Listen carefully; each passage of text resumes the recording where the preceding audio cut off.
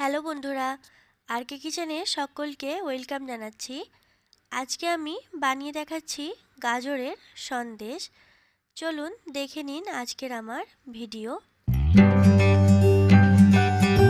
প্রথমেই একটা মিক্সচার জারে দিয়ে দিচ্ছি চায়ের কাপের হাফ কাপ চিনি, এলাচ মিক্সচারে গুঁড়ো করে নেব।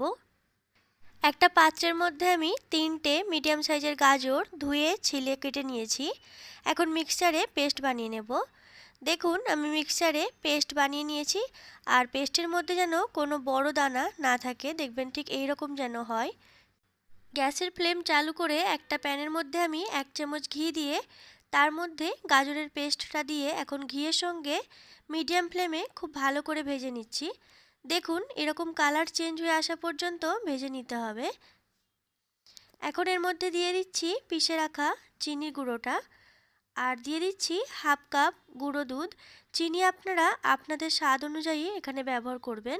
এখন লো ফ্লেমে মিশিয়ে নিচ্ছি, আর এটাকে একদম শুকনো সন্দেশের মতো বানিয়ে ফেলবো। 10 মিনিট লো ফ্লেমে রান্না করে নিয়েছি, আর দেখুন একদম শুকনো হয়ে গেছে। এখন এটা আমি ঠান্ডা করে নেব। এরপর হাতের মধ্যে ঘি লাগিয়ে নিয়েছি। এখন সন্দেশের শেপ দিয়ে দিচ্ছি। আমি গোল শেপ দিচ্ছি, আপনারা আপনাদের পছন্দ মতো শেপ দিয়ে দেবেন।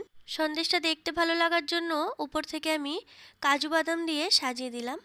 আমার আজকের এই সন্দেশ রেসিপি আপনাদের কেমন লাগলো কমেন্ট করে জানাবেন। ভালো লাগলে একটি লাইক দেবেন। প্লিজ আমার চ্যানেলটি সাবস্ক্রাইব করবেন।